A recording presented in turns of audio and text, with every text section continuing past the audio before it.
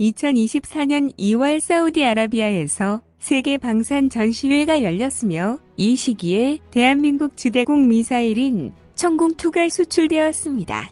현재 사우디아라비아는 대부분의 군사무기를 자국에서 개발하려고 하며 기술 이전에 적극적인 나라를 찾고 있습니다. 현재 대한민국은 사우디아라비아를 동맹국으로 대우하고 있으며 방산 기술 이전에도 적극적이어서 큰 금액의 수출이 있을 것으로 전문가들이 예상합니다. 영상을 보기 전 구독, 좋아요, 알림 설정 부탁드립니다. 2024년 2월 초 사우디아라비아 수도 리야드에서 전 세계 각국 정부와 군 관계자, 방산업체 관계자가 모여 제2회 세계 방산 전시회를 열었습니다. 개최한 지 2회밖에 안 되기도 하고 바로 옆 나라인 아랍에미레이트에서 열리는 방산 전시회에 비하면 아직 걸음마 단계입니다. 하지만 이번 행사에 800개에 가까운 전 세계 방산 업체가 자신들의 물품을 홍보하기 위해 부스를 차렸다 합니다.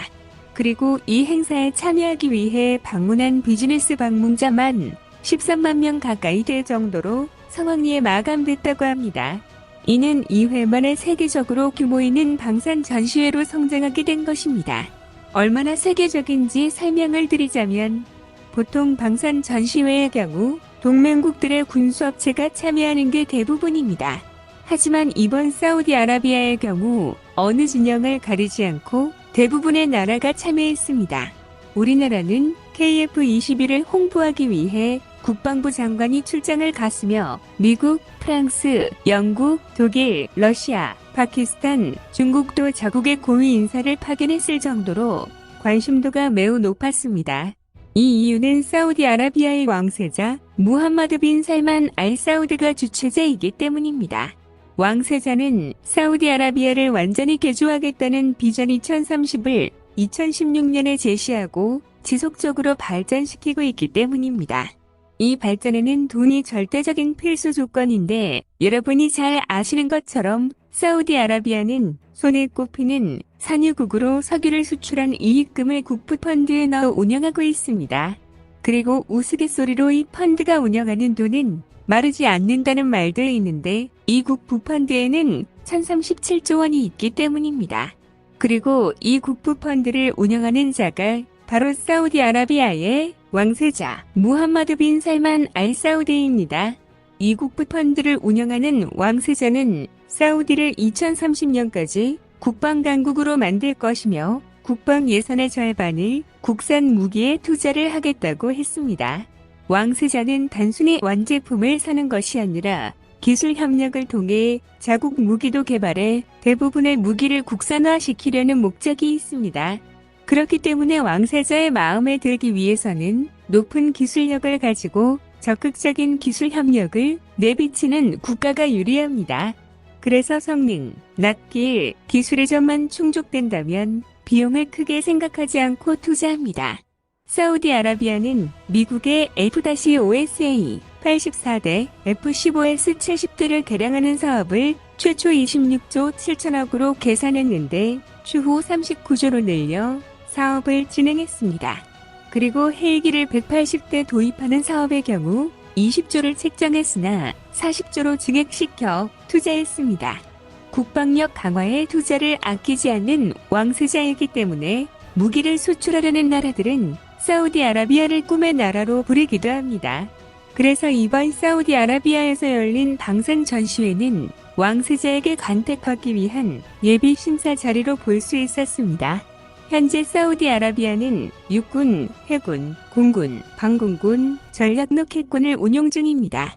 그리고 별개의 부대로 친위대 성격의 방위군을 운영하고 있습니다. 총 6개의 군을 운용 중이기 때문에 도입을 원하는 장비도 많아 이번 전시회는 크게 열릴 수밖에 없었습니다. 현재 사우디아라비아 육군의 경우 전차와 보병 전투장갑차가 매우 노후되어 교체가 시급한 상황입니다. 현재 사우디아라비아 육군의 주력 전차는 미국산 M1A2S이며 총 575대를 운영 중입니다. 이 노후된 장비 때문에 후티 반군과의 지역 전투에서 매우 취약한 모습을 보여주었습니다. 그리고 주력 전차보다 한 단계 낮은 전차로는 M60A3와 MX-30SA를 각각 660대, 250대 운영하고 있는데 이는 1980년대에 도입한 전차로 사용 기간이 벌써 40년이나 넘은 노후 장비입니다. 이 전차를 총 교체한다고 할 경우 빠른 시일 내에 교체해야 하는 전차 수는 900여 대이고 장기적으로 교체해야 할 전차는 600여 대로 총 1,500대를 교체해야 하는 상황입니다. 이와 별개로 구형 M113 장갑차와 험비 차량 모두 새로운 장비로 대체를 원하는 상태입니다. 대한민국의 경우 이 장비에 대해 수출할 수 있는 물자가 준비되어 있습니다. 전차의 경우 K2 흑표를 보유하고 있으며 보병 전투장갑차의 경우 얼마 전 호주에 수출한 LG21 레드백이 있습니다. 또 사우디아라비아의 포병 부대는 자주포 900여 대를 교체하려고 합니다. 그래서 최근 프랑스의 세자르 자주포를 도입했으나 이는 왕실 호위 부대에도 임용으로 사용됩니다. 그래서 사우디아라비아의 포병 부대의 경우 K9A2 자주포를 원하는 상태입니다. 현재 영국, 루마니아의 수출 체결을 앞두고 있는 K9A2 자주포이며 사우디아라비아가 원하는 기술 이전 또한 일부 가능한 상태입니다.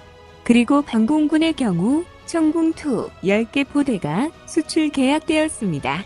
후티 반군이 사우디아라비아를 향해 미사일을 계속 쏘는 위협이 증가하고 있기 때문에 방공에 많은 관심을 가지고 있습니다. 그래서 이번 천궁2를 관심있게 받고 동맹국에 대해 기술 이전도 적극적인 대한민국이기 때문에 선정되었습니다. 이는 32억 달러, 약 4조 2,500억의 규모입니다. 천궁의 경우 최대 사거리 40km로 마하 4.5의 속도로 날아가 100% 격추하는 다수의 시험 발사 결과가 있었습니다.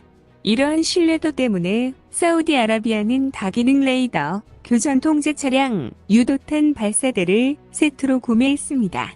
그리고 사우디 육군과 방위군이 현재 사용하고 있는 대공포 400여 문을 대한민국 비호2를 도입하려고 하고 있습니다.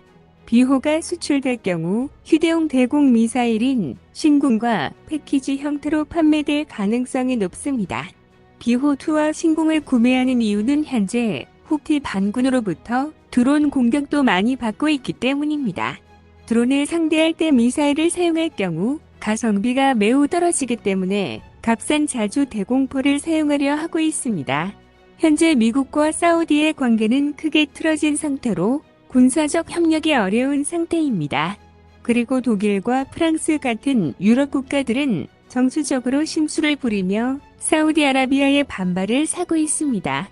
하지만 대한민국의 경우 20세기 사우디아라비아와 외교를 맺은 후 경제적 교류를 활발하게 펼치고 있습니다.